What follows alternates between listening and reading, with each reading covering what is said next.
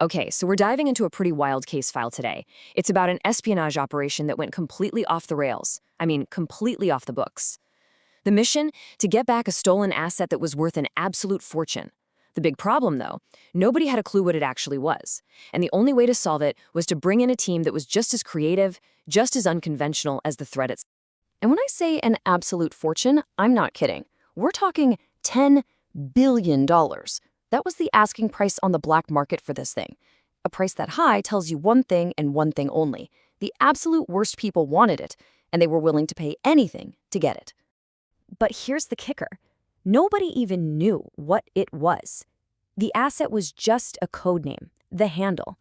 So the mission briefing was, deceptively simple. Figure out what it is, find out who's selling it, who's buying it, and for God's sake, get it back before all hell breaks loose. So, here's how it all started. A heavily guarded convoy gets completely wiped out in Odessa. Something is stolen, and the entire intelligence community is just clueless. The clock is ticking, and the government quickly figures out that their usual teams, their official channels, they're just too slow, too tangled up in red tape for a crisis like this. They needed a totally different play. And that right there is exactly why they went outside the box. The official agencies were just not built for this kind of speed and, frankly, weirdness. They needed someone who could move fast, think on their feet, and operate in the gray areas. They needed a private contractor who could get the job done, no questions asked. So who do you even call when you have a $10 billion mystery on your hands? Well, you put together a special team, a crew of specialists, where each one has a very particular and sometimes very peculiar set of skills. Let's take a look at the lineup. All right, leading this whole circus is Orson Fortune. He is, without a doubt, the best in the business, a true master at finding a weakness in any system and exploiting it. The thing is, his genius comes with, well, let's just call it a bit of an administrative nightmare. The guy needs private jets, the world's most expensive wines, luxury spa retreats, you name it, all on the taxpayer's dime. He's the very definition of a high-maintenance but very high-reward asset. Backing him up, you've got Sarah Fidel. She's this brilliant American tech whiz who got poached after her last team basically left her for dead.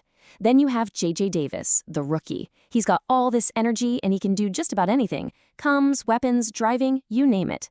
And then there's Nathan. He's the poor soul trying to hold this whole thing together, managing the mission, the budget, and of course, Fortune's very expensive taste.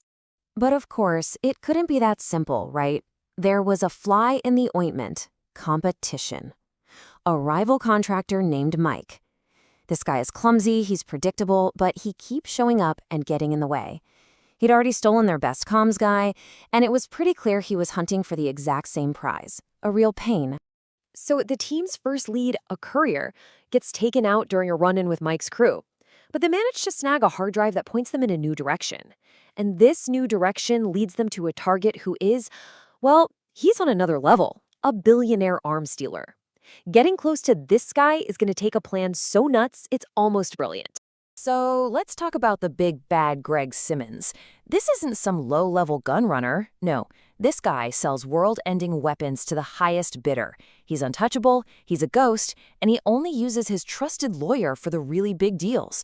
But after digging deep, the team found one tiny crack in his armor, a single obsession they just might be able to use against him. And that, right there, is the key to the whole thing.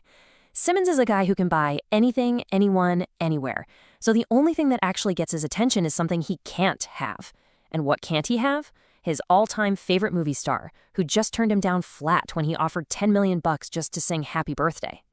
This is where the team gets really creative. They decide to weaponize this obsession. The plan, a true ruse de guerre, breaks down into 4 parts. 1. The target is the movie star Danny Francesco. 2. Get him on board by, blackmailing him. 3. Make their own tech expert Sarah pose as Danny's brand new girlfriend, the one thing Simmons can't buy. And 4. Use this celebrity Trojan horse to crash Simmons' super exclusive charity gala. Okay, so they've got their bait, a very, very unwilling movie star, and now it's time to put this crazy plan into motion. The mission takes them from Madrid to the south of France and then all the way to Turkey. And with every stop, they're getting closer and closer to Simmons and to the truth about the handle. And from this point on, things start moving fast. Day 1 in Turkey, the charity gala works like a charm. Simmons totally takes the bait and Orson manages to hack his phone. Day 2, Simmons invites Danny and his girlfriend to his private villa, basically pulling the team right into the lion's den. That same night, they pull off a risky break-in at the seller's compound. But by day 3, the whole plan gets torpedoed. Simmons' lawyer turns up dead, forcing Orson himself to step in and pretend to be him at the final exchange. Of course, you gotta remember, the whole thing hinges on Danny Francesco, a guy who is totally, completely out of his element. This is the moment Orson has to give him the pep talk of a lifetime, convincing this terrified actor that he has to play the biggest role of his career, himself. He puts it in terms Danny can actually understand, blurring that line between being a spy and being a performer. All right, this is it, the final exchange. Everything is coming to a head. The team is in position, Orson is pretending to be a dead lawyer, and they are seconds away from finally finding out what this $10 billion asset really is. But, as you can probably guess, this is where it all goes completely off the rails. And then, finally, we find out what the handle actually is. It's not a nuke, it's not some bioweapon, it's something maybe even more dangerous. A brand new, fully programmable artificial intelligence. Basically a digital master key that could get into and control any computer system on the entire planet. I mean, think about it. The potential for absolute chaos here is just off the charts. It could launch a nuclear strike and then blame any country it wanted. It could shut down a nation's power grid, tank the stock market, and literally trigger a worldwide financial meltdown. In the wrong hands, this thing isn't just a weapon, it's a financial atom bomb. So the final deal is just pure chaos. Orson is there, playing the part of the lawyer. The buyers turn out to be these two tech billionaires. But then, the wild card, Mike, makes his move. Turns out, he's not working for anyone. He's gone completely rogue, he takes out the sellers and steals the handle for himself. And this leads to maybe the wildest twist of the whole operation. With Mike running loose and the buyers about to crash the entire world economy, you get this completely unthinkable team-up. Orson Fortune and Greg Simmons, the good guy and the bad guy, have to work together. Simmons provides the intel, Fortune provides the muscle, all to stop a global disaster. You know, in the end, even after being totally played, the billionaire arms dealer Greg Simmons just had to respect the game. This quote right here, it's his grudging admiration for the sheer audacity of their plan. It was unconventional, it was brilliant, and you know what? It worked. A true ruse de guerre. And that really leaves you with one big question, doesn't it?